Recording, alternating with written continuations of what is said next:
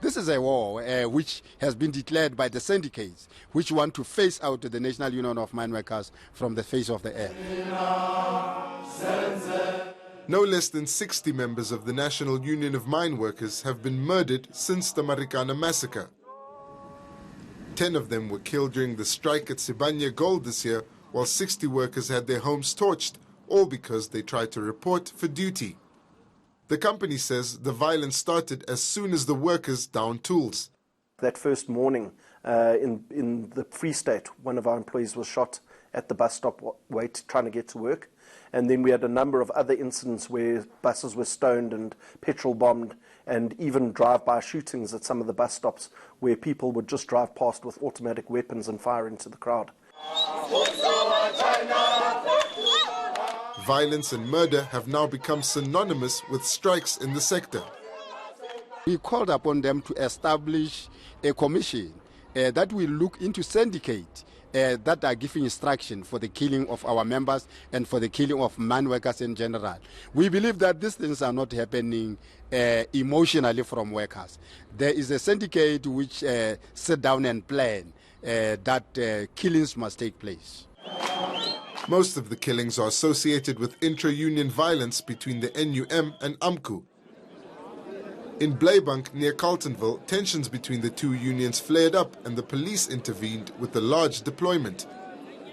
But the workers rejected Minister Bekikele.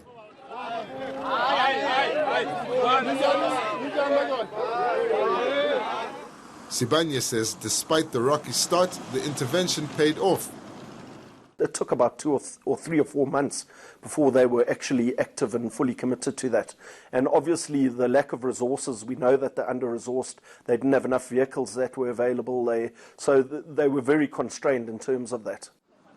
The NUM isn't the only union whose members are being attacked.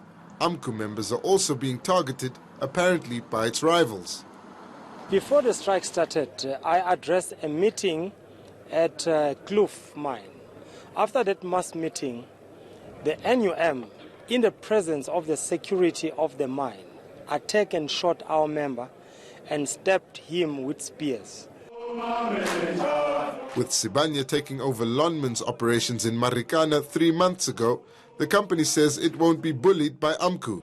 But the union says it's ready for a fight if wage talks don't go its way. Surely they are up for war. And worker leaders are now warning of a culture of impunity that's taken root in the sector.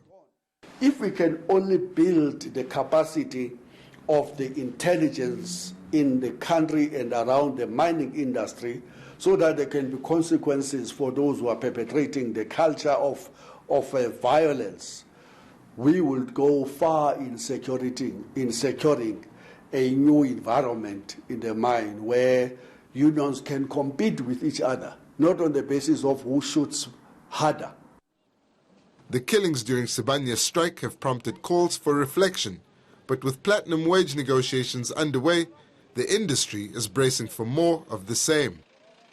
Govan Whittles, Johannesburg.